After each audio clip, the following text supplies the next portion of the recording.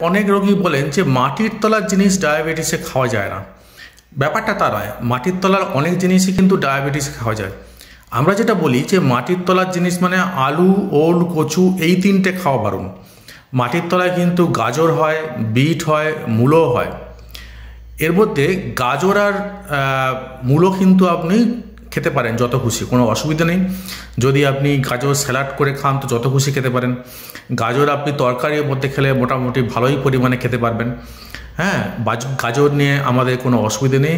একইভাবে মূলোও কিন্তু খুব ভালো, মূলোও আপনি যত খুশি খেতে পারেন যদি ডায়াবেটিস রোগীরা খেতে চান। এবং মূলোর মধ্যে আবার একরকম আছে লাল মূলো, সেটা কিন্তু সাদা মূলোর থেকেও ভালো। মূলো শাক খুব উপকারী।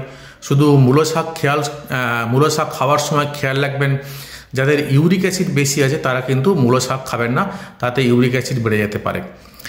আর বাকি রইল বিট কিন্তু একটু বেশি আমাদের সুগার বাড়াতে পারে, সেই জন্য বিট কিন্তু একটু মানে পরিমিত খেতে হবে।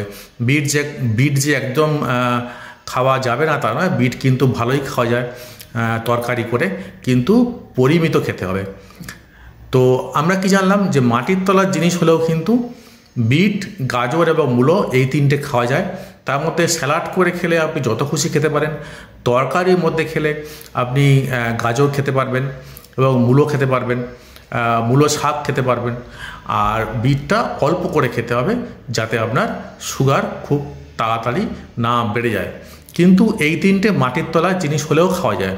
সুতরাং আমাদের যেটা ভুল ধারণা আছে যে মাটির তলা সব খাবারই খারাপ, ব্যাপারটা কিন্তু তা নয়। নমস্কার।